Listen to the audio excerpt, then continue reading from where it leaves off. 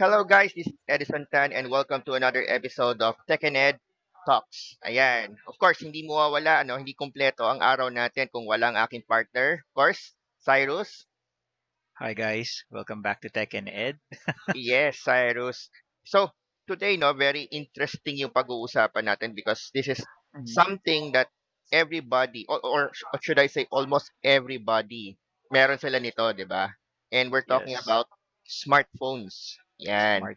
And of course, smartphones. the number one question that always asked, tinatanong sa atin, kailangan ba nating mag-upgrade ng cellphone every year? So, yan yung pag-uusapan natin today. So, Yes, excited ka na ba, Sai?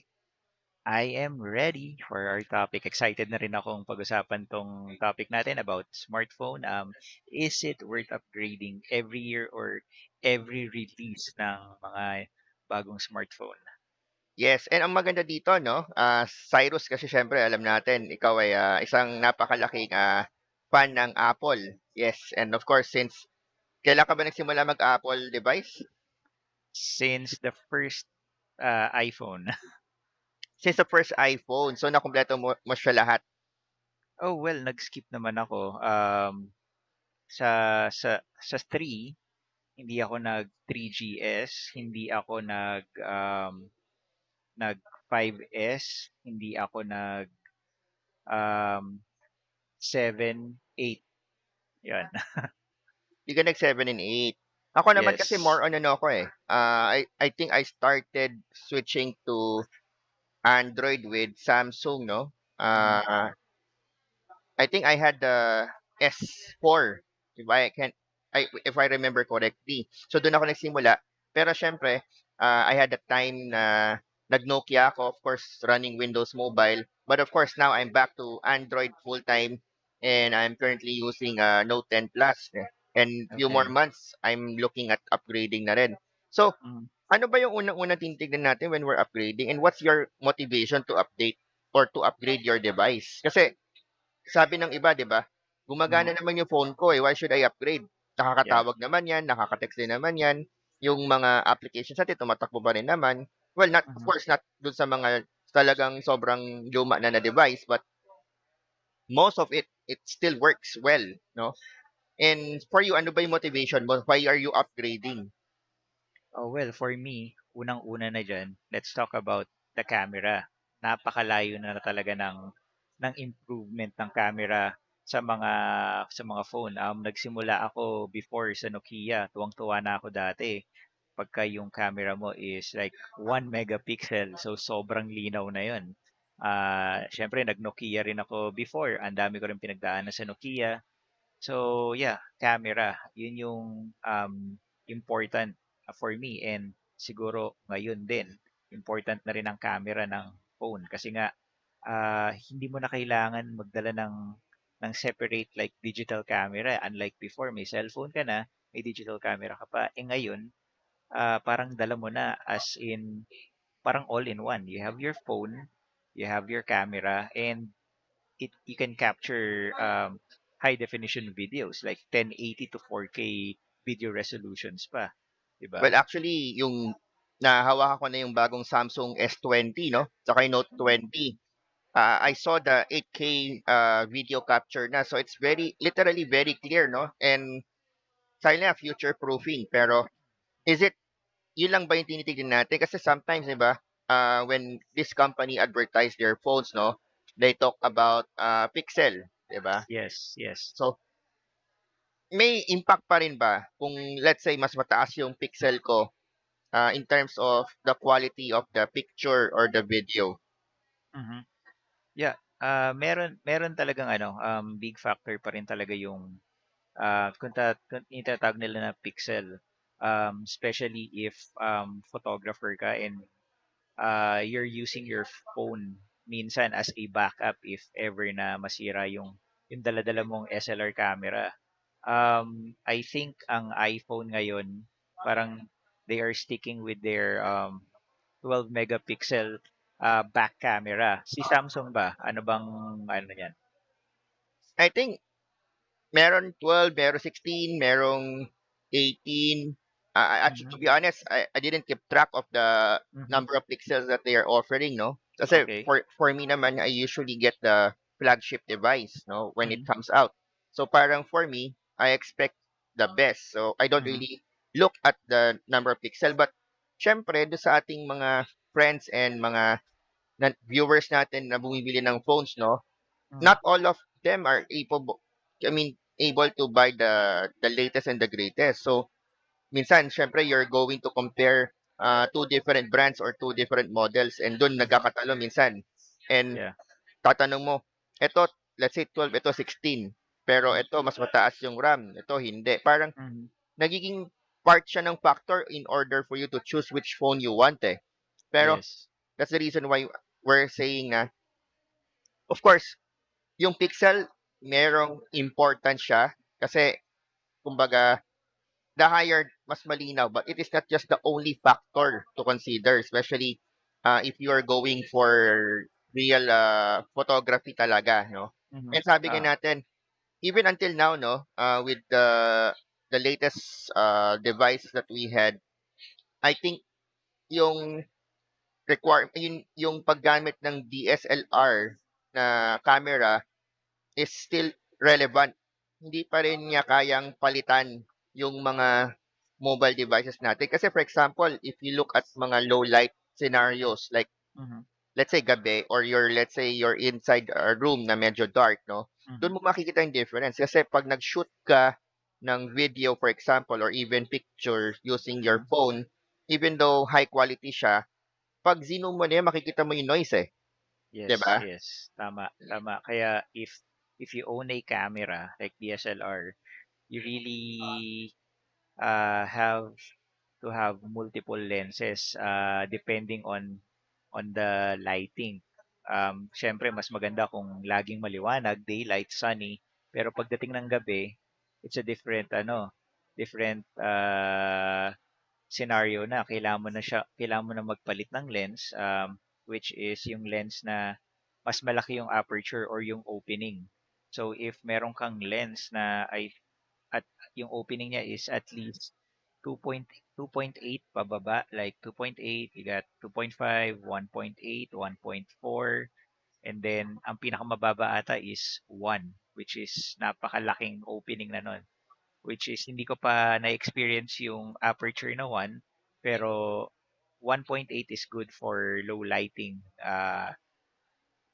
scenarios for pictures or videos. Of course, say we're getting too technical here, no? Pero Mhm. siguro ibaba natin konti. Yes. When you say Yes. opening, ano ba yung meaning nun? Sa mga wala pang idea about how camera works. Yun. Sa camera kasi, meron yan, meron yan dun sa loob na pag kinlik mo yung button niya para kumuha, merong isang may bilog dun na nag-open siya para pumasok yung light. Ngayon, yung aperture na sinasabi ko, yun yung ano yun, the more na mas malaki yung aperture mo, like kunyari, sabihin na nating 4.5, yun yung buka lang niya, sobrang bilis lang ng buka niya, so mabilis lang din yung pasok ng ilaw. Okay siya sa mga maliliwanag na lugar, kunyari outdoor, okay siya. Pagka pababa na, yung parang pintuan na bumubukas, habang pababa yung aperture, palaki yung buka niya. So 1.8, ibig sabihin malaki na yung buka niya. So mas madaming light na papasok na dun sa camera.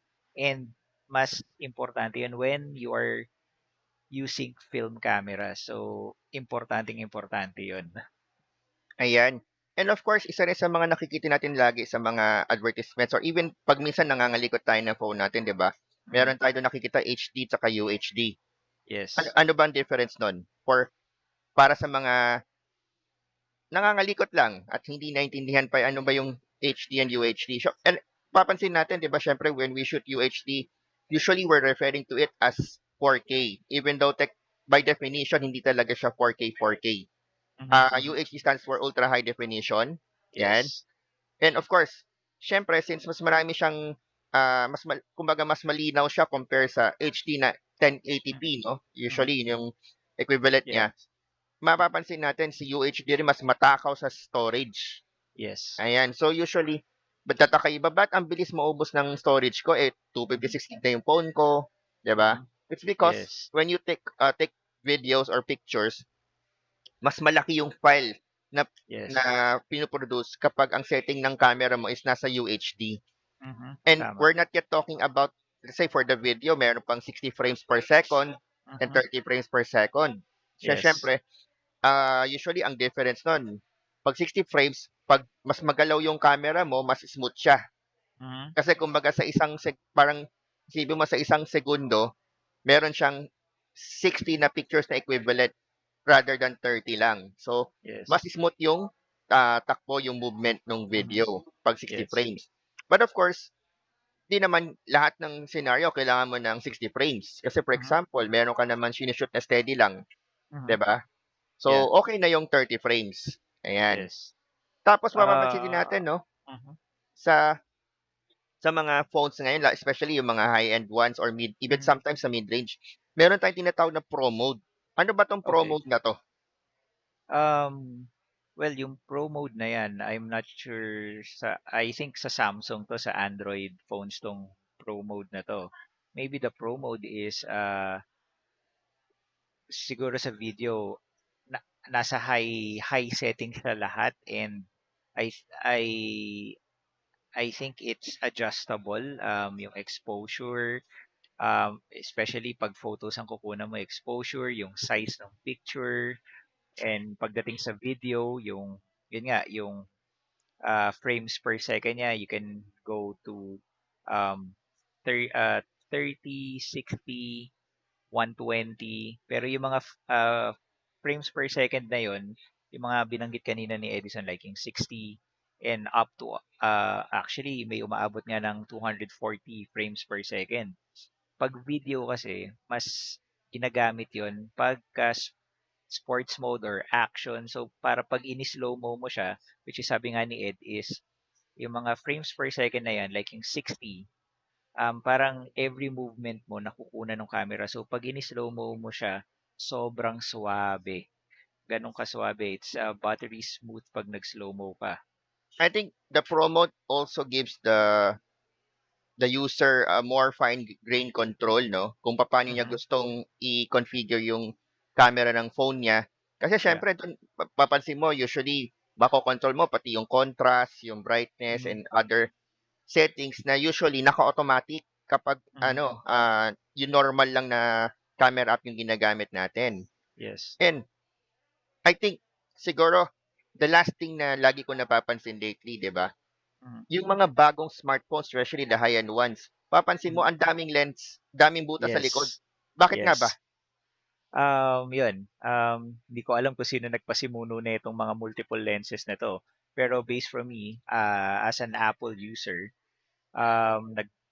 nagsimula rin ako sa mga single lens na Apple phones, and then, napansin ko na lang nagkaroon na siya ng dual lens nung gumamit ako ng iPhone 10. Pero parang wala pa rin siyang ano, kasi you only have the wide mode and the telephoto. And then after iPhone 10, nagkaroon ng 11 Pro. The 11 Pro has three lenses, which offers you the normal wide, the telephoto, and the ultra wide angle lens. I think isa rin sa mga use case yata nung multiple lenses is yung isa pwede pang ultra-wide, yung isa pang macro. So, Mhm. ibig sabihin, yung bawat lente na nasa likod ng cellphone natin ay may kanya-kanyang usage. And sometimes, Tama. pinagsasama-sama din yon para mabuo yung picture na mas malinaw at may depth, di ba? Mhm. Mhm. Mhm. Yep, tama naman 'yon. Pero So, as long, sa experience ko with my iPhone 11 Pro, 'pag maliwanag, kunyari outdoor photography, I always use the ultra wide lens para hindi na ako magpa-panoramic shot or whatever, basta super wide. And then the wide lens pang normal pictures lang, gano'n. And the telephoto, if may kukunan ako from afar na medyo tinatamad na ako lapitan, ano pa rin naman siya, malinaw pa rin naman yung ultra I mode na think yun.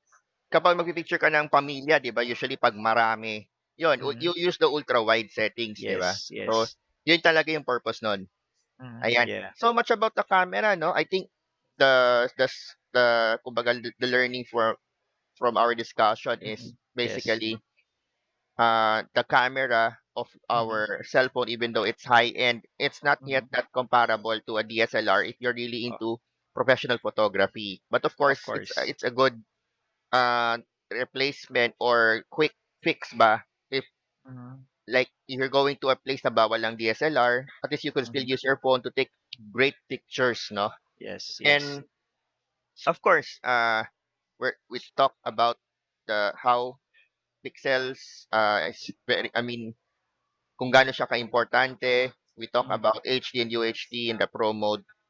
Ayan. Mhm. So, let's talk naman about something na very important sa ating lahat. Kasi ako, mahilig ako sa music eh. Ikaw din ba, di ba? I think Of course, of pareho tayo mahilig course. sa music. Pero I Yes. think Apple pioneered yung pagtanggal ng audio port sa Mhm. Mhm. iPhone. Yeah. Sa iPhone 10 ba yon or iPhone 10. sa iPhone 10, tama. So, ngayon, in 2020, madalas na ang pinagtatalunan eh. Do I need to buy a dongle wherein I would plug in my that old school 3.5 millimeter na Mhm. port, or Mhm. I'll go Bluetooth? Kasi nauso din Mhm. syempre yung mga yung earpods, 'di ba? Yung mga maliliit na lang na 'di baterya. Usually dati pa naman yung merong ganon, like the old mga sinauna ang sikat diyan yung mga Plantronics, Jabra, Yes.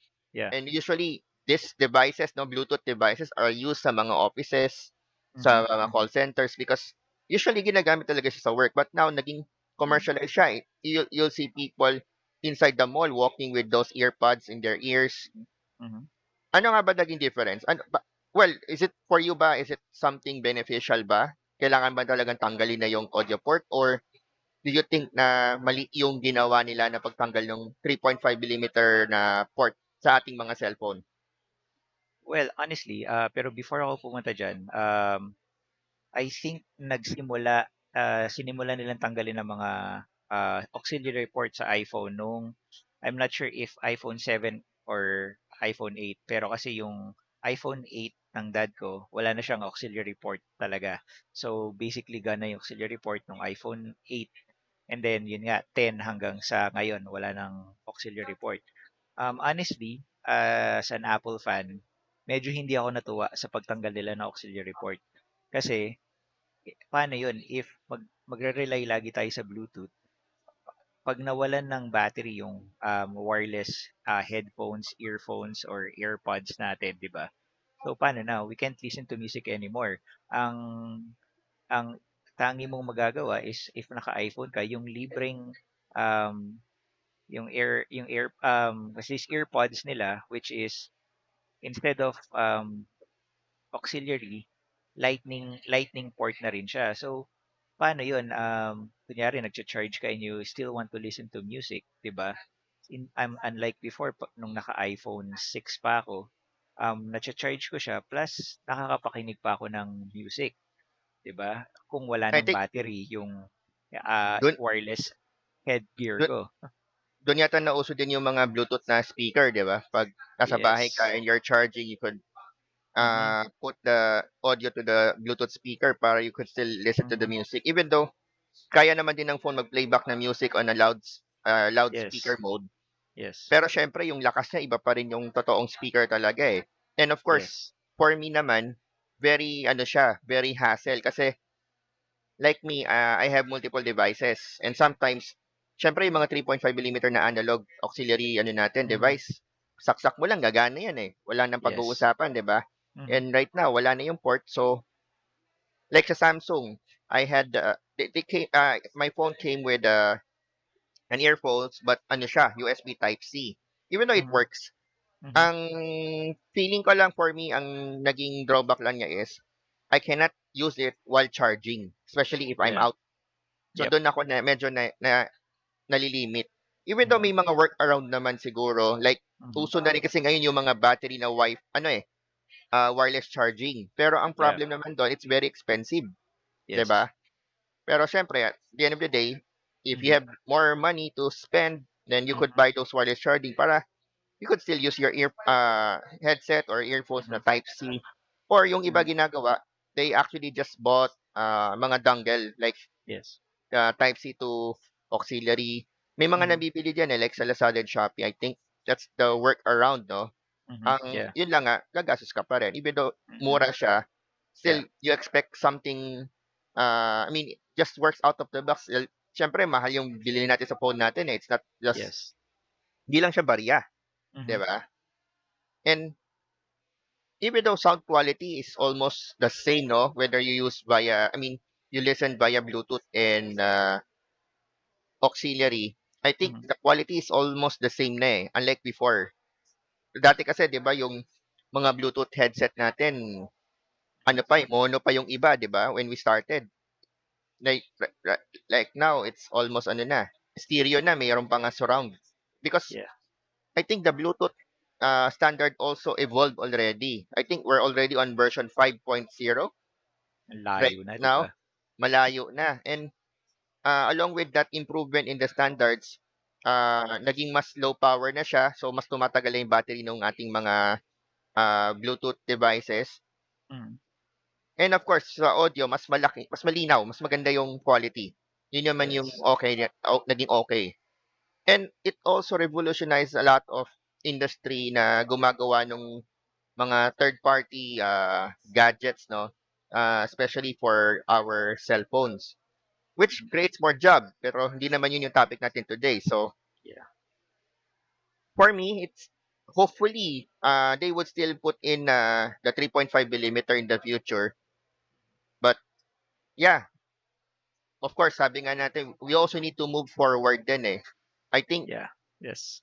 hopefully uh yung ating actually the only challenge with Bluetooth devices is the battery.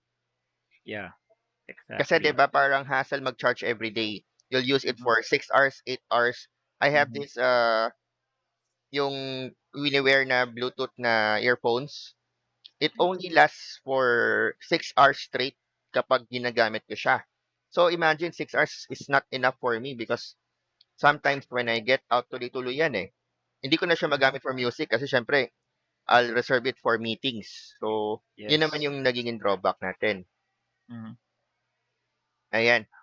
So, aside from looking at the audio, which is wala naman tayong choice because I think both Samsung and Apple already removed the the auxiliary port, no, for especially for the high-end devices. Let's talk about the screen. Kasi nauuso lately, 'di ba, yung mga especially for the gaming phones. You would Mhm. see yung screen meron ng 90 hertz, 120 hertz, even for gaming laptops eh. But of course, we're talking Yes. about mobile phones today. So, ano ba yung impact for you yung higher refresh rate na tinatawag natin? Um, honestly, wala kasi akong gaming phone although naka-experience ako firsthand dun sa best friend ko kasi bumili siya ng yung latest na ROG 3 na smartphone. So if mapapansin niyo lang pagka kunyari nasa like nasa main menu ka ng phone mo, 'di ba?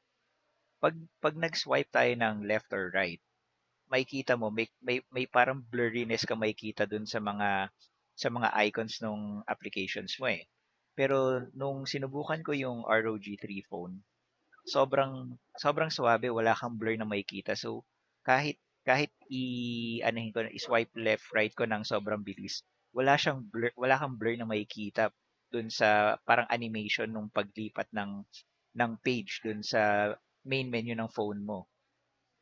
Hmm. So, overall, yung higher refresh rates actually makes yung baga yung nakikita mo screen mo more smooth, 'di ba? Than the normal Yes, one. yes. Pero Yes. for normal people na hindi naman naglalaro, I think wala Mhm. naman siyang ganong impact, no? Kasi syempre, Wala you don't naman. di mo naman siya pinapansin pag nasa menu ka lang.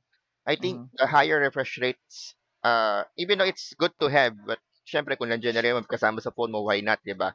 But Hmm. I think ang isa sa mga drawback din ng higher refresh rate is it consumes more battery, eh, Yes. 'di ba? So, may pros and cons din siya even though you get a smoother, screen, Mhm. especially if you're a gamer, it's very important. But yun nga, it also consumes more battery. So, even though yung battery naman lumalaki yung, kumbaga capacity, right now we're stuck with ano 'no, 6,000 ba average yung mga nakikita natin for, the big battery phones? Yeah, six to 8,000 I think. 6,000 to 8,000 'no? Ayun. Pero ang nangyari kasi right now yung ibang parts or ibang component ng phone dun siya nagko-compensate. So parang 'pag tinignan mo overall yung previous generation and yung bagong generation na mas mataas yung refresh rate, parang pareho pa rin yung performance. I mean, in Mhm. terms of battery usage. Pero Yes. behind the scene parang nagshi-shift din siya kung saan sino yung matakaw kumain ng, power, Mhm. 'di ba? Mhm. Yeah. Which Yes. brings us to ano, to the one of the most important part of our phone, yung charging. Charging. Yes, of course, Ayan. charging.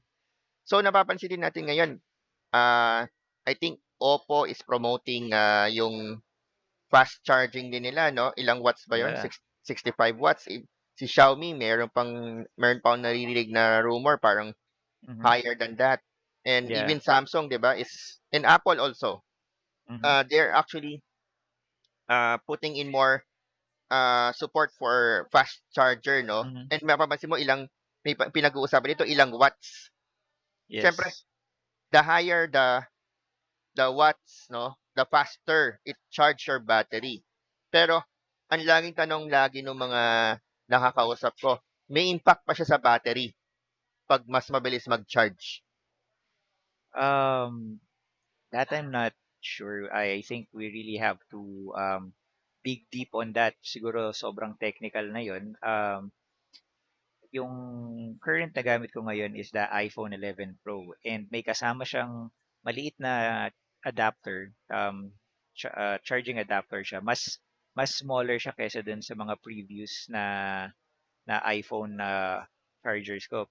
No, tapos nung chinarge ko siya, sobrang bilis lang niya mag-full charge. And then nung tinignan ko yung power na sinusupply nung adapter na yon into my phone, nung nakita ko, it's 65 watts of power. So, Wow, that's quick nice. charging talaga.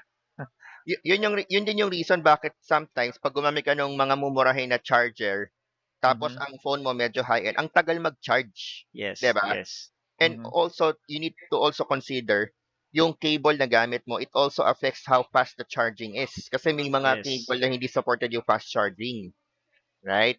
Mhm. Kaya sabi nga natin, hindi lahat ng bagay ay ginawang pareho.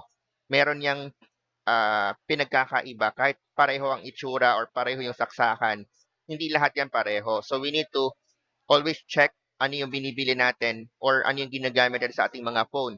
Of course, lagi na sinasabi, always use the charger that is officially, that comes officially with the package, no, or Mhm. yung phone mo para mas ma-prevent mo yung, syempre, pag may third party kang ginamit, pwedeng may problema pala siya, compatibility issues or what.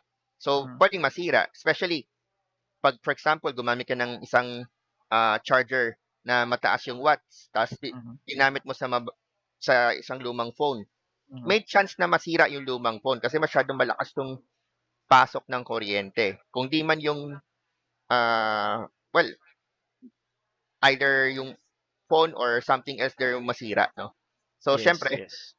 ingat tayo and it might also cause, 'wag naman, sunog sometimes, Mhm. lalo na Mhm. pa if you're using the mga alam mo yung mga charger na nabibili mo sa tabi-tabi? Yun, yun. Delikado 'Di yun. Huwag ba? kayong bibili nun. Delikado. So, 'yun. Lalo na 'pag minsan mapapansin mo yung mga charger umiinit, Yes. nakahawak na ako nun, eh, nakakapaso minsan. 'Pag Mm. gano'n ang charger mo, tapon mo na 'yun. Tapon mo na. And Oo, guys, madaming third-party brands diyan for quick charging. Pero you really need to shell out money kasi medyo mahal din yung mga third-party brands for a quick charging adapters or charging hubs. yeah. I think some of the brands na I would recommend is Anchor and ano ba yung isa? Oki. Okay, yes. Okay, yeah. I think both actually works well. Ako kasi mas maka-anchor ako eh, personally, but Mm, yeah, okay is also okay. I Well, my see. all my ports, I mean my cables are Anchor, all my Mhm. charger at home are Anchor. Even my USB hub is I'm using Anchor. So, wag niyo akong gayahin, bias ako sa Anchor na brand. I love their products. It works well. And quality-wise, it's really good. So, syempre, marami pa naman ibang brand dyan. Some of you might say, oh, I would just buy the original Apple, Mhm. example, cable. 'Di ba? Yeah. Sometimes kasi yung Apple cable feeling ko madaling masira, eh. Kasi parang ang dami kong friends na lagi yun yung nasisira lagi. It really depends on Paano how you use gamitin? it or on Yeah. how you pack it after you use it. Yeah, but well, sabi ng friends natin, a lot of them nasisira kagad yung original cable so they are buying third party brands na cable like Anchor to Mm. to replace yung original and it Mhm. works well for them. Yeah. But of course, I'm not saying you go Anchor, but yeah, Mhm. it's up to you. So, kung meron tayong kable, of course, the counterpart most of the time is the wireless charging, 'di ba? Yep. Diyan Yep. pumapasok yung key standard QI. Yeah. Yeah. I think Uh Nokia pioneered that, no? With uh, Microsoft phone before. really. If I remember it correctly, Mhm. Nokia was the first phone that includes a wireless charging with the Mhm. QI standard. Mhm. Then sumunod na si Samsung and pinakahuli I think si Apple eh. Parang iPhone, alam mo pumasok yung wireless charging ni iPhone. Actually lahat ng merong what do you call this? I'm not sure. I'm not hindi ko matandaan yung tawag pero ang mga compatible phones ng iPhone sa wireless charging is nagsimula nung iPhone 8. iPhone 8. Of course, Yeah. kay Samsung, I think Samsung Galaxy S6 pa lang ata meron ng wireless charging eh. And the good thing naman kasi about the wireless charging natin, no, globally we have a standard, the QI standard. Mhm. Nagkakatalo lang siguro sa implementation and yung bilis. Kasi syempre yung mga mas makabagong device ngayon, they actually build a better wireless charging even though it's backward compatible. Yeah. They have meron silang ginawa doon to actually allow faster charging over wireless, no? Ibig sabihin, dinidikit mo lang yung dalawang device, magcha-charge na yung phone. In fact, we also saw yung tinatawag nating reverse charging, another feature that was that was promoted lately, 'di ba, sa mga high-end phones natin. Pwede mo na Mhm. i-charge yung phone mo with another phone. Okay. Yeah. Yeah. So that's the reverse charging. So it's Mhm. basically wireless charging na reverse. Kasi ang kinagkukunan mo lang ng power is another phone rather than yung a dock or the wireless charging pad. Yes, yes. Ayan. Nakita niyo naman 'di ba dati pasa load lang, ngayon may possible na yung pasa bat. Pasabat. Ayan. Malay mo, well, sa susunod, iba na yung pinapasa natin, di ba? Yeah, yeah. We'll never know, you never know. Ayan. Ayan. So of course, I think may mga ano rin, no? May mga rumors, no? Na yung mga susunod na phone sa future, wala na ring port eh. Wala nang saksakan ng Yeah. pang charge kasi parang they're looking at completely going wireless, 'di ba? Yes. And Yes. for the phone manufacturer, it's very helpful for them kasi isa sa challenge nila pag may mga port or mga sinasaksakan yung phone natin is yung tinatawag nating IP68 or yung Mhm. water resistant rating nila, 'di Mhm. ba? Yeah. So lagi natin narinig merong IP68, IP67. Tapos in layman's term ang sinasabi natin, if your phone is compliant with IP68 rating, ibig Mhm. sabihin puwede siyang malubog daw 'no, sa tubig na Mhm. ang depth, yung lalim ay 1 meter for 30 minutes. Yes, Even yes. though sometimes meron tayong mga cases na mas malalim pa dun, gumagana pa rin naman, but of course it's not Mhm. recommended. And Mhm. there are also other devices na IP67 naman ang Mhm. rating, 'di ba? So nakakalito minsan IP65, IP67, 68.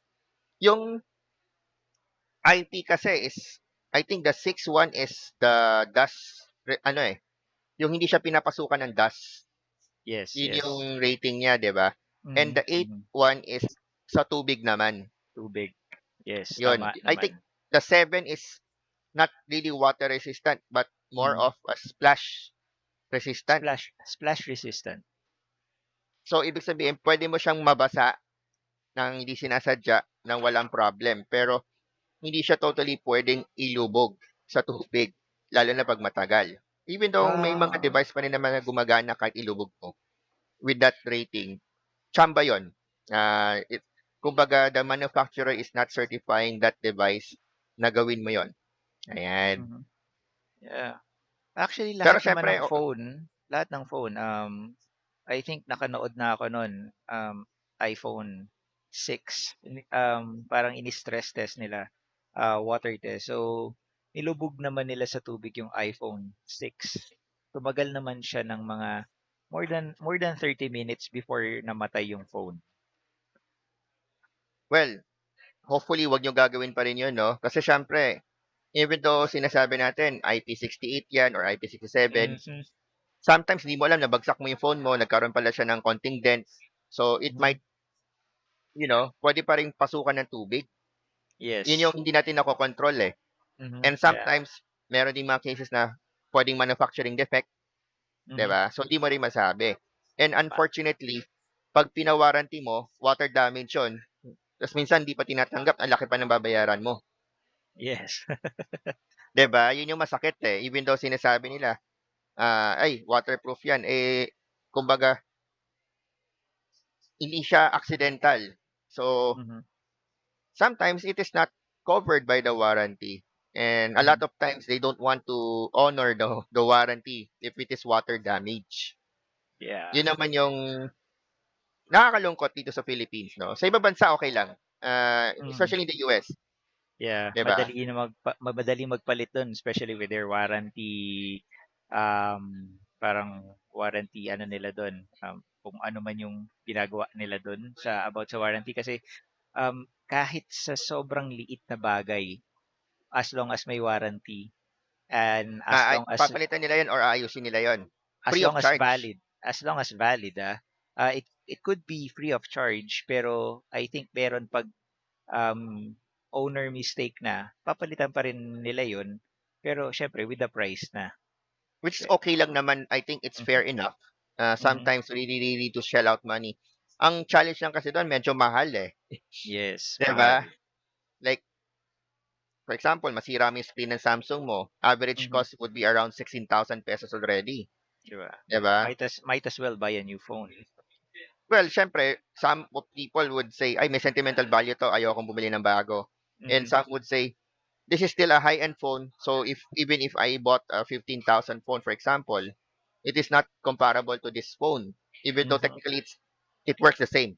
Yes, yes. 'Di ba? It's just the model, of course, but Of course. siyempre kanya-kanyang perspective 'yan. And Mhm, of course, sa pag-usapan natin about ibang bansa, 'di ba? mhm. Ito ang magandang tanong. Is it worth buying phones outside the Philippines and dadalhin mo dito sa Pilipinas?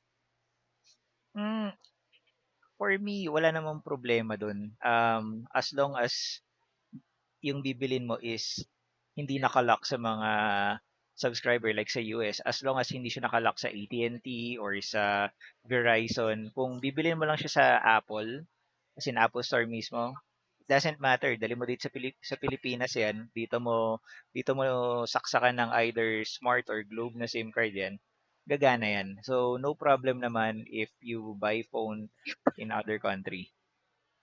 So, of course,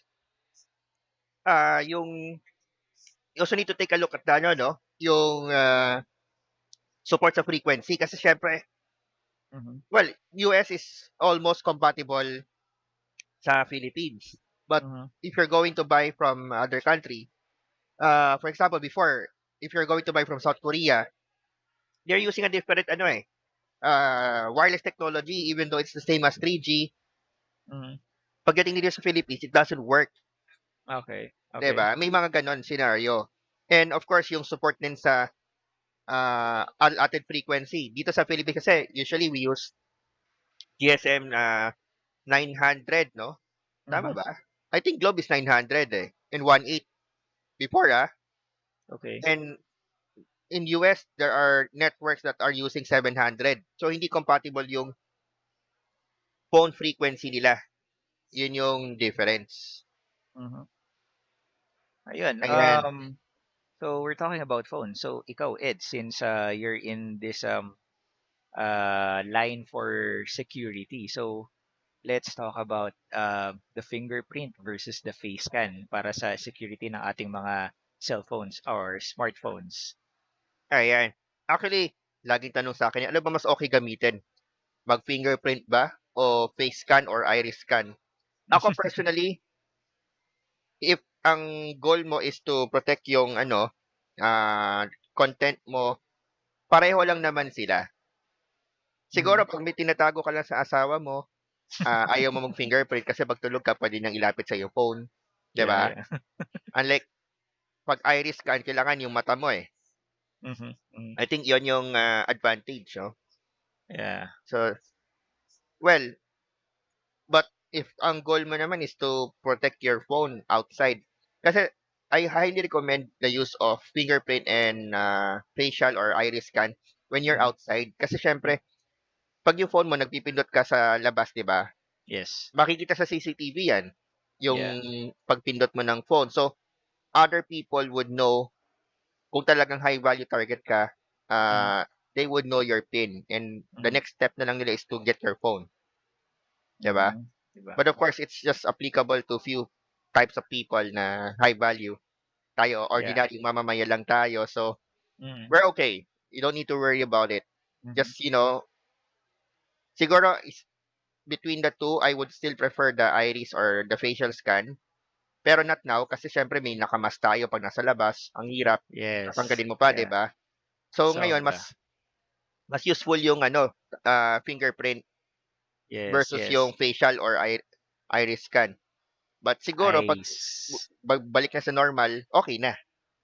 Back to I normal din tayo. I would prefer the facial or the iris scan. Even though sinasabi nila the facial scan is not that secure kasi sa merong mga cases na they use picture, literally Mhm. printed a picture of a person, then they were able to unlock the phone. And of course, meron din mga issue, no? Like for example, kambal kayo, Mhm. 'di ba? Ibang Yes, usapan yes. na 'yon kasi pareho kayo Iba ng 'yun. facial structure and other stuff, no, na pareho. So, Mhm. siguro yun yung mga weaknesses ng facial Mhm. recognition natin, especially on the Yes. phone. Yeah, yeah.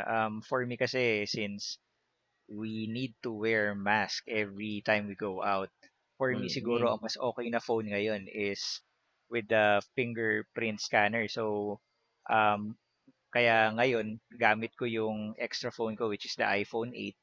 So, mas madali ko siyang i-unlock kesa dito sa iPhone 11 Pro ko na which needs facial scanning. So, siyempre, nakamask ka, hindi niya mababasa yon.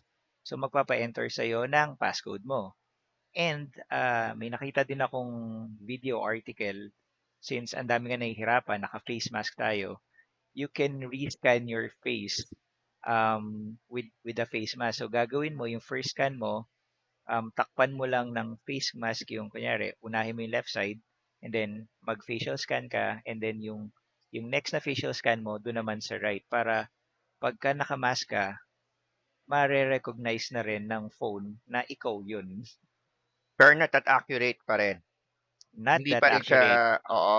May chance pa rin na may ibang tao na makapasok do'n sa phone mo, 'di Yes, ba? yes, yes. So once again, if you're ordinaryong mamamayan, okay lang naman Mm, kasi by that time naman at the end of the day, they won't exert that much effort to break into your phone, 'di yes. ba? If you lost your phone, most probably they would just sell it or just Mhm, do a mhm, reset kung possible. Kung mhm. hindi man, they would just kakahuwi na lang nila yung parts, 'di ba? They sell it for parts, nothing for the phone itself. Usually gano'n Yeah, nangyayari, no? Kaya kahit yes. actually ito isa sa mga importanteng, concern lagi. 'Pag nawala ba yung phone, 'di ba? In the case of Mhm, iPhone kasi 'di ba, you won't be able to use it again because may capability to lock the phone remotely eh, 'di ba? Yes, yes. Even though technically speaking, kung makalusot, pwede mong ipa-unlock sa Apple Store, but at the end of Mhm. the day, it doesn't work that I mean, it doesn't work all the time. And Hindi, hindi. usually what they're doing na lang is yung phone, since hindi na siya magagamit, they will just get the other parts like the battery, the screen, and yun yung Tama, binibenta nila, yung binibili ng iba, and they would be able to profit pa rin on the phone, no? tama, tama, Yeah, tama yon. naman 'yun. Sad truth yon, but it happens. Yes. Yan. And of course, syempre, pag nawalan ka ng phone, bili ka ng bago. And kung ngayon ka bibili ng bago, ang tanong lagi ngayon, worth it ba bumili na ng 5G enabled phone? Mhm. Ayan. Kasi 'di ba Yeah. nagsimula tayo, first generation 1G, 2G, Yes. yung Mhm. nagkaroon na ng text, 'di ba? Mhm. Yeah. 3G nagsimula yung internet, yung data, pero mabagal pa. Mhm. Yeah. And the one that really revolutionized the mobile data is 4G or 4G. The oo, LTE. LTE. Tapos it was enhanced by 4.5G yung LTE Advance, Mhm. 'di ba? And now finally in 2020, we are now on 5G, 'di Mhm. ba? And para sa kaalaman ng ating mga viewers, no, first, 5G doesn't cause coronavirus, I mean the spread of coronavirus, that is Mhm. literally a hoax. Ayan. Okay. And well, of course, 5G actually provides a faster internet to, Mhm. of course, 5G enabled areas, no? And right now, Globe and Smart is really working hard to deploy 5G in major thoroughfare ng ating bansa from Manila, Cavite, Cebu, Davao. Now, personally, I have experienced 5G. Okay. Mhm. Uh, ang actual to no on the road, like in Cavite, I've got 300 Mbps with a low Mhm. latency. So for me, it's actually a big change no from the previous. Even at home right now, Mhm. my LTE is averaging 130 Mbps. That is LTE. Kasi in theory, ang LTE naman talaga aabot yan at least mga 150 Mbps. Kaya niyan eh. That's a theoretical Mhm. maximum speed of LTE. I'm not sure if that's really the maximum, but kaya niya umabot dun sa speed na yon. And Mhm. 5G promises gigabit. Of course, hindi kasi lahat ng 5G pare-pareho eh.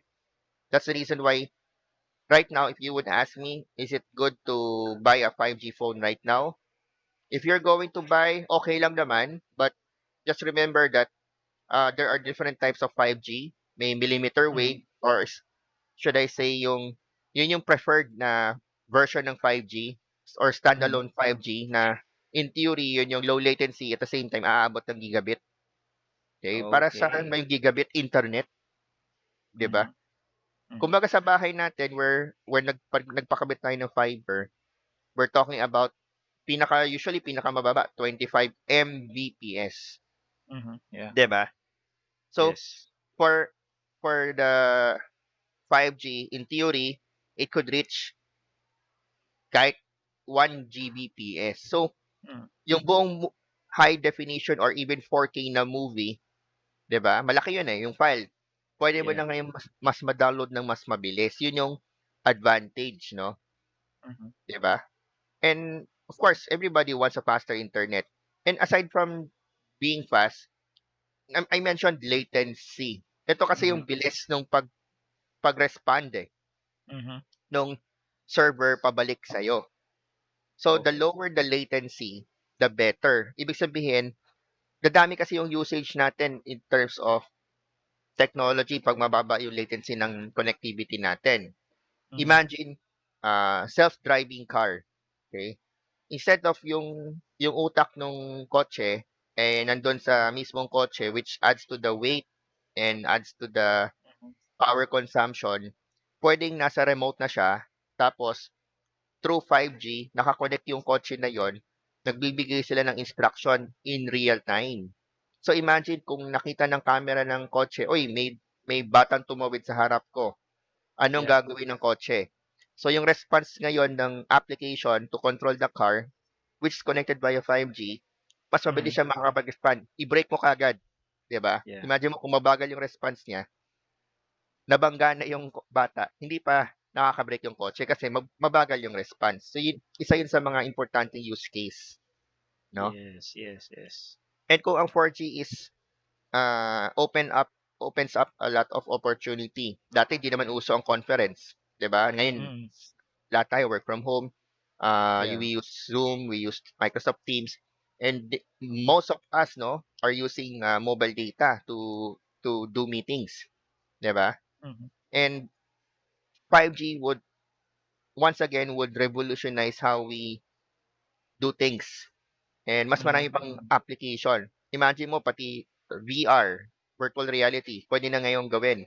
Instead of you buying the most expensive VR device and with a computer, which is yun na usually ang requirement, pwede yung computer na yon nasa ibang lugar na. Connected ka na sa 5G, ini-stream na lang sa'yo.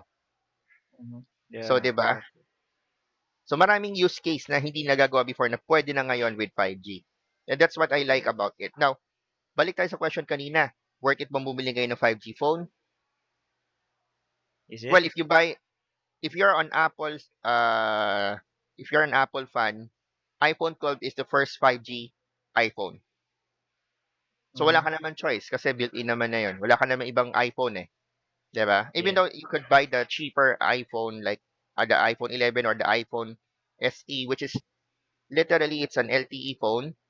The first 5G phone of Apple is the iPhone 12 series. Yeah. Of course, for Samsung, mapapansin mo yung 5G phone nila is may nakalagay talagang 5G, eh. Like for example, Mhm. uh, my Note 10 Plus is still an LTE device, but there's a version na may 5G, Note 10 plus Mhm. 5G, something like that. Yeah. And of course, S20 onwards, ano na yan, all 5G. 5G na. And Mhm. ang maganda kasi kay Samsung kasi it supports all types of 5G, eh. Yun yung Mhm. nagustuhan ko. So, I don't need to worry Mhm. about compatibility. Unlike yung sa Yeah. ibang phone, hindi, yung mga sinaunang 5G phone, it's either they support the lower band or the higher band lang. Walang both pa. So, which is Mhm. a good thing right now. And as we move forward, no, next year there would be newer phones that would come out. We're expecting S21 coming out next year, as early as January or February. It will be announced Mhm. hopefully. Well, it's a good thing, no, if you could afford it. And if you look at even on the middle range, the Samsung A71s ba? I think I there's have no already a idea. 5G lineup, for Samsung mid-range. Same goes with the other brands. They're already deploying 5G. So, if hindi mo pa naman kailangan, if I would suggest, if your area is not 5G enabled, don't hurry. If your phone still works, just stick with it. Mhm. Yeah, If you're yeah. going to buy a new phone, and kumbaga yun naman yung bibili mo talaga, wala ka naman choice, kasama na siya. So, okay lang. But if you're Mhm. just going to upgrade your phone because you want to have 5G, check muna yung signal sa area mo. Yeah, yeah. Kasi no use ang 5G phone kung ang area mo Mhm. 4G area lang. That's correct, that's correct. Check niyo muna yung area niyo kasi sayang naman bumili kayo ng 5G phone, in-insertan mo ng SIM card na 5G, tapos wala naman dun. Siyempre ending nun, pupunta ka sa either Smart or Globe, magrereklamo ka bakit wala kang signal. So, before you guys buy a high-end version of phones na may make sure na yung area nyo is accepting or meron ng signal ng 5G. Correct ka dyan. So, another thing, no? Uh, Along with the 4G and 5G, di ba? I think last week kasi, Globe enabled sa mga postpaid subscriber yung tinatawag nating voice over LTE and voice over Wi-Fi. Mhm. And I'm very happy kasi even though si Smart, more than 2 years na yatang may ganon, si Globe Mhm. just Yeah. enabled it lately. And it's very useful for a lot of people kasi kung napapansin natin, kapag nag-i-internet ka on an LTE phone, napuputol yung internet mo kapag biglang may tumawag most Yes. of the time. It's Mhm. because by default, yung phone mo, para maka-connect siya sa mabilis na internet, it would connect to the 4G network. Then, Mhm. if somebody calls in, your phone would automatically switch to 2G. Kaya ka Okay. napuputol yung internet mo. Then after the Yes. call, it would switch back to 4G. Mm. So Tama. now with voice over LTE, yung phone calls mo is also running on 4G network. So wala na switching na nangyayari. And Mhm. if you look at the other countries naman, 2G is already obsolete. In fact, like Singapore, wala nang 2G network doon. Wala na, Singapore 'yun, eh. Even 3G network yata pa-shutdown na rin or baka Mhm. na-shutdown na. Mhm. Only in the Philippines, I think, and some few more countries ang merong 2G phone. So in the future, we expect our telco rin to make 2G obsolete, even though I don't expect it in the next 5 years. But for Mhm. me, syempre ang challenge kasi, you're talking about palitan mo yung telepono ng mga nanay, yung mga lola na 2G Tama. phone na hindi nila maiwan-iwanan. Yun kasi yun eh, Mhm. it's either sentimental value or doon sila sanay. Yep. But yun yung pinaka nakikita kong pumipigil sa pag-upgrade na or pagtanggal Mhm. ng 2G network dito sa Philippines. And hopefully, Yeah. the next 5 to 10 years will totally eliminate the 2G. It would literally free up yung mga frequency na pinagtatalunan ng mga telco for Yes, use of exactly. 5G and hopefully 6G by 2030, 'di ba? Mhm. Mhm. Yeah. Kasi limited yung frequency na available eh. So, Mhm. merong frequency na naka-assign sa 2G, 3G, 4G, and now 5G. Hindi siya Mhm. unlimited. Kaya importante yung proper management nun. Of Yes. course, kung meron tayong mabilis na internet, 'di ba? The next thing na pwede mong gawin aside sa mag-video call, mag-conference Mhm. is maglaro, Yeah. right? And of course, lately napansin natin, some of the brands are actually promoting yung tinatawag nating mga gaming phone, 'di Mhm. ba? Yep. I think Asus have their ROG 3 and Yes. Lenovo has their Legion Duel, Mhm. okay? So, ang question diyan is, kailangan ba talaga ng gaming phone to play Hmm, games? Is it a to play requirement? game. Well, if ano ka, if fan ka ng mga first person shooting games like PUBG, Call of Duty Mobile, 'yun, sige. And to add, meron ng Diablo mobile game. So if 'yun yung mga lalaruin mo, well, mas okay if magagamit ka ng either ROG Phone 3 or the Legion Duel ng Lenovo phone. Kasi nga, since pinag-uusapan na rin natin, they have a high refresh rate for a mobile phone. So, 'di ba?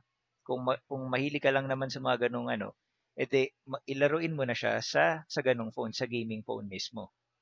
Well, kanina we're talking about high refresh rate of the phones, no? And usually, Mm, these high refresh rate phones are available sa mga gaming phone. And aside from that, I think one advantage of the gaming phone is, like in the case of Legion, they have dual USB charging. So mhm. you could charge faster, so you could get Yep. back to gaming faster then, 'di ba? Yes. And of course, I think both ROG 3 and Legion Duel is both 5G enabled. Mhm. So ibig sabihin, once you have a 5G network, mas mabilis, lower latency, you'll Mhm. have a better gameplay across the board. Yes. I think isa sa difference din, no? Yung mga gaming phone natin has a different type of cooling. Kasi Mhm. usually napapansin natin yung mga phones natin kapag naglalaro tayo ng matagal or ginagamit siya matagal, umiinit siya, 'di ba? Yes. Tapos 'pag uminit yung phone natin, ang nangyayari, bumabagal siya kasi by default, the phone automatically throttles yung performance niya to cool down, Mhm. 'di ba?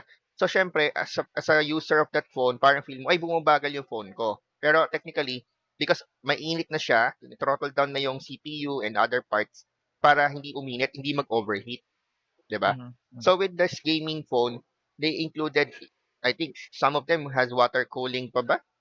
And even they provided mga add-on, like may mga fan pa, Yes. may mga gadgets that Mhm. you could plug into your phone so that you Mhm. could play for a longer time. Kasi sabi nga natin Yes. kanina, hindi lahat ng telepono or hindi lahat ng bagay ay ginawa na pare-pareho. Meron niyang purpose sa bawat isa. Mhm. Yeah, Ayan. tama naman 'yan. And of course, ang pinaka, I think, huling-huling, laging tinatanong na hindi ko maintindihan bakit ba may tanong na ganito, Apple ba o Samsung? Well, it really depends on your your choice kasi for me, kasi nakapag Samsung na rin ako kasi nga sabi ko nga kanina, nag-skip din ako ng mga models ng iPhone. Yung mga times na nag-skip ako, instead of getting an iPhone 5S, kumuha ako ng um, Samsung Galaxy S3. And then from there, nag after sorry. After ko ng 3G, instead of getting the 3GS, I switched to the Galaxy S3. And then after that, nag 4S ako. So after ko ng 4S, instead of getting the iPhone um, 5S, I chose to switch back again sa Samsung, which is the Galaxy S4. Pero after that, naisipan kong bumalik ng Apple kasi ang nangyari sa akin, meron akong iTunes. So sa iTunes ko, nakabili na rin ako ng mga like kasi music, right? So may mga albums na akong nabili doon, may mga nabili akong ringtone, which is yung time na yon merong ganun si Samsung pero hindi pa siya available dito sa Pilipinas. So, since madami na rin naman ako nagasto sa iTunes ko, so I opted to go back to Apple, which is from galing akong Samsung Galaxy S4, bumalik ako. Ang next ko na is the iPhone 6s Plus, which is the bigger version of the phone. Pero aminin mo, walang infrared capability ang iPhone versus Wala. S4. Kasi that Yes, time, I yes. think, yung S4 pwede mo gawing remote control sa TV. And aircon. Yeah, so that's something na ano eh. Kaya nga may pros and cons bawat platform, no? Yes, For me, yes. I'm a long time Samsung user. Because first, I really like the One UI. Mhm. That's the unified interface ni Samsung ever since. Kumbaga si Apple, meron siyang unique itsura lagi nung interface niya. Si Samsung din, in the name of One UI. And Mhm. of course, ma, mi- for me kasi, ay, mas mabilis sa akin yung Samsung or I mean Android as a whole kasi syempre if I need to transfer files sasaksak ko lang yung uh, kable ko to my PC, open the folder, copy paste, that's it. I'm done. Mhm. Even though in Apple there's a equivalent naman in the name of AirDrop, but it works Mhm. differently. And Mhm. of course, since I'm using Windows, so wala namang AirDrop sa Windows. So kumbaga, yung ecosystem na ginagalawan ko is totally different from the ecosystem na ginagalawan ng mga naka-Apple. So Yes, I yes. think the answer to that question most probably would be ano yung preference mo, saan ka sanay, and Mhm. ano ba yung ano, yung aside from your phone, yung mga ginagamit mo, compatible ba siya doon? Kasi if you're Yeah. going to invest on an ecosystem, parang ano yan eh, tuloy-tuloy na yan, Mhm. 'di ba? Yeah, You don't tama. you don't just well, you can literally switch anytime, no? Or you could mix and match. But of course, Mhm. you might be missing some of the bells and whistles that they're promoting. So sayang naman, Yes. Tama, 'di ba? And of tama. course, because of that, yung choice pa rin nasa inyo. Pareho naman Yeah. maganda, parehong mahal, Yes. walang mura do'n. Even though syempre, if you opt for the lower end model, Mhm. iPhone SE is now selling at 20 plus, I think, Mhm. 'di Yeah. ba? Mhm. So, hindi mo naman kailangan mag-shell out ng sobrang mahal, no? Like, magkano ba ang iPhone 12 Pro Max ngayon? 80 I plus? think yun yung I think yun yung 512 gig na storage capacity. Yeah. Then if you compare it to an iPhone SE, even though it's smaller, still an iPhone, you still have iOS. Mhm. Well, minus some of the features like I think meron pa rin siyang ano no, yung thumbprint na ano, yung bilog. The SE, Tama yes, ba? meron siya. Tama, 'di ba? No. Oh, 'yon. yung or wala na? unang version ng SE The meron first pa. version. And then yung mga sumusunod na ngayon, after nung iPhone 10, na gumawa sila ng cheaper version like the 10R. I think ano na siya, facial recognition na rin siya. Pero syempre, yung mga Nice. cheaper like yeah, the iPhone 10, right? And then nagkaroon ng iPhone, that the 10R is the cheaper version of the iPhone 10. Then nung nag-11, the iPhone 11 is the cheaper kasi iPhone 11 Pro and Pro Max, those are the higher versions of the iPhone. And then same goes with the iPhone 12. Siguro ang pinagkaiba na lang nila doon is yung camera na lang. And then basically 95% of the features of the Pro dun lang sa simple na 11 or 12 is just the same. Yeah, I think just to add to that, no, kasi siyempre ang pinag-uusapan natin, kailangan mo mag-upgrade every year, Mhm. 'di ba? Ah, I think if you look at Apple ecosystem, when they release a new phone, ang lifespan niya usually 5 years eh. If you look at Yes. the average, so ibig Yep. sabihin kapag yung iPhone 12, hindi na siya worth it after 5 years. Yes. Compared to Android, sabihin natin ang Android usually 3 years, 3 to 4 years. Mhm. Okay? Now, ang tanong, bakit ba natin kailangan mag-upgrade, 'di ba? We really need to upgrade every now and then. Kasi especially do sa mga smartphone. Because number one, compatibility with newer apps, 'di ba? Syempre pag like sa mga iPhone 6 users ngayon, di niyo na ma-open yung ibang mga bagong app ngayon, right? Because you're stuck with Yeah. you're stuck with iOS 12. So may Yep. mga apps na hindi na compatible with iOS 12. So you're stuck with the older Yes. version of the apps or not at all. Mhm. Mhm. For Android naman, most of the apps, no, to be fair to Android, yung mga apps sa Android mas gumagana sa lower model ng Mhm. Android. Mhm. Pero you're sacrificing security, Yeah. 'di ba? Especially iPhone 7 below, napakadaling i-hack niyan. Kahit kumunik ka lang sa Wi-Fi, kaya kang lagyan ng malware remotely. So, Yeah. yun naman yung reason bakit you want to upgrade your Android phone. Ang recommendation ko Yes. lagi, N-1 lang yung pinakamababa. Kasi syempre, Mhm. once again, the lifespan or the cycle is usually 3 years for Android. Mhm. Kay Apple is usually 5 years. Of Yun. course, it's your choice. Both works. Both has a huge fan base. Yes. And of course, you just enjoy your device because for me, our cell phone is our companion, Mhm. 'di ba? Yeah. So regardless kung ano man yung model niyan or brand niyan, as long as it does the job well, then Mhm. it's good. Yes. So ayan, dumating na naman tayo sa katapusan ng ating episode for today. Yes. So last question na lang. For you, Ed. Last na lang. Is it worth upgrading every year? Ako hindi. You could stick with the 2 years kasi if you look at the postpaid na Globe and Smart, Mm-hmm. they have a 2 year cycle, which Mm-hmm. I think it's just fair, Mm-hmm. uh, enough yung time. But technically speaking, if you buy a new model ng phone, Mm-hmm. uh, sabi ko nga, 3 years. 3 to 4 years before Mm-hmm. you replace it. Kasi sayang eh. I mean, as long as it works, it would still work. I mean, wala Mm-hmm. namang masama sa gumamit ng mas lumang konti ng phone. Because Yeah. ang goal mo naman is as long as it helps you eh.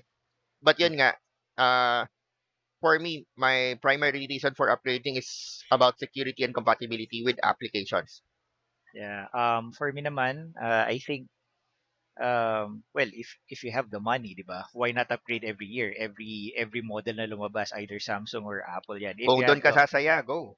'di ba? If you have the money, if you have the extra money to splurge, why not go for it? But personally for me, I would upgrade every max of 2 years or max of 3 years kasi right now I'm still using my iPhone 11 Pro and then lumabas na si iPhone 12 and iPhone 12 Pro.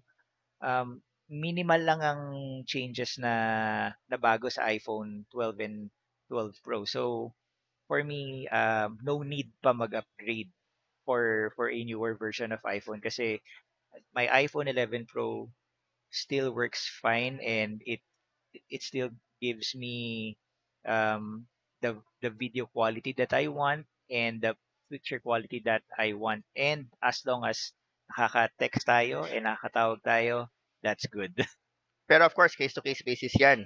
And yan ang Mhm. aabangan nila sa ating mga unboxing at reviews ng ating mga gadgets, no? Sa, of course, Yes. Tech&Ed in Focus. So, Mhm.